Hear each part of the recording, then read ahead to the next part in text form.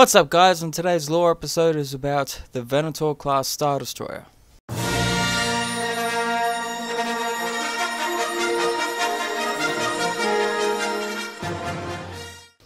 The Clone Wars were a chaotic time with the resources of both sides stretched to near breaking point in a conflict that spanned the whole galaxy.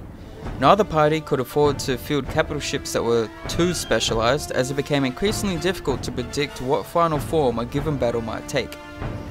Now, the acclimated starships and their variants were built by Radhana Heavy Engineering, secretly a subsidiary of Kuat Drive Yards. However, Kuat wanted subsequent orders and the positive publicity for the mother company. So a galaxy-wide media campaign was organized that claimed all the credit for the Republic's victorious fleet at the Battle of Geonosis for KDY. Despite their considerable size, Kuat still had to join forces with other companies to meet the demands of the Republic.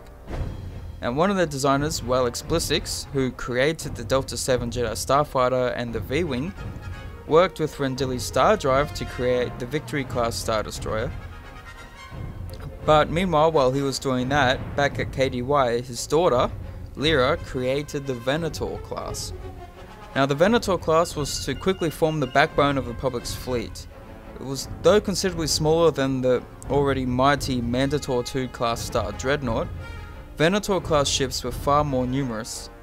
Heavily armed and tough enough for groups of them to lead full planetary assaults, the ships were variously called Star Destroyers, Attack Cruisers, or even Jedi Cruisers. And while their primary role was in orbital or deep space ship-to-ship combat, Lyra ensured that her design allowed the Venator to perform a number of roles in addition to that of capital ship conflict. Despite having a length of around about 1130 meters, the Venator could operate within a planet's atmosphere, even acting, as the acclimated class had, as a ground force delivery and recovery craft. Now, with cavernous holds, or large cargo holds, it made for an excellent military transport, and they had the firepower to be an effective battleship escort. However, its large hangars gave the Venator its most successful secondary role, that of a starfighter carrier. Unmodified, it could hold over 400 fighters and a number of different shuttlecraft. To assist in the swift launching of its fighter complement, the top front half of the ship, the bow, split apart along the dorsal line to form a half-kilometer long flight deck, though this left the ship very vulnerable. To assist starfighter operations, the port tower was used as the command bridge for starfighter purposes, while the starboard tower was the Venator's own command bridge and helm station. Now, Anakin Skywalker himself tended to made unusual use of the hangars on the belly of the ship on some of the Venators in his open circle fleet. He had turbo laser cannons from the SPHA T walkers installed in the hangar to boost the ship's already considerable firepower, which already consisted of 8 heavy dual turbo laser turrets, 2 medium dual turbo laser cannons, 52 point defense dual laser cannons or turbo lasers, and 4 heavy proton torpedo launchers.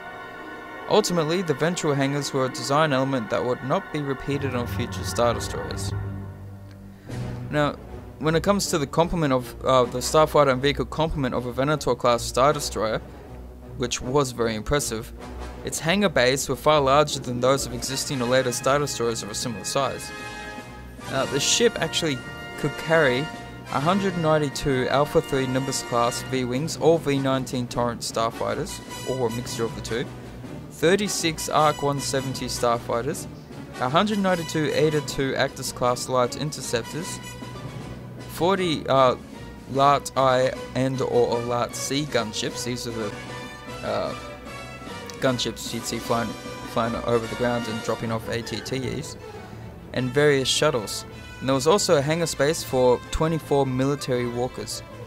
Anakin Skywalker's battered old freighter the Twilight also used the hangars aboard Venator class vessels he was assigned to, regardless of how the captain might feel about playing host to a ship that tended to leak oil everywhere. Now, when it came to overall performance during its active years, the Battle of Coruscant was by far its most famous hour. The ships and crews assigned to the defense of the planet and those of the subsequent reinforcements, such as the 5th Fleet of the Open Circle Armada, all performed exceptionally despite the overwhelming odds. Using a secret hyperdrive route, Separatist Commander General Grievous actually brought his CIS fleet out of hyperspace directly over Coruscant. Many Republic ships were caught with their shields down and instantly destroyed. The 1,000 or so Venator class vessels that survived rallied quickly to form a screen about the planet as best they could. And Grievous's invasion was actually a feint designed to draw attention away from his kidnapping of Supreme Chancellor Palpatine, and the cyborg general deliberately posted his ships in a chaotic pattern. Now, while the trick worked, it also made it easier for the Republic craft to rally. When Grievous tried to leave with Palpatine, he actually found that his flagship, the Invisible Hand, was badly damaged and trapped by the Republic's Venators. Now, Obi-Wan and Anakin arrived with the vanguard of the 5th Fleet of the Open Circle Armada, and these additional Venator Star Destroyers launched their fighter complements, including the Jedi Generals and pilots of the clone Flight Squad 7, who pushed forward to the Invisible Hand.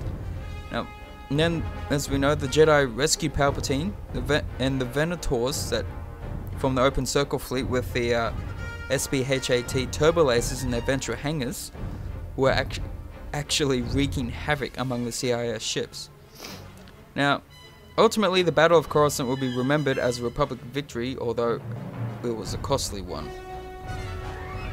Now, the Venator class Star Destroyers that were still in service at the end of the Clone Wars were quickly stripped of their Red Republic markings by the Empire.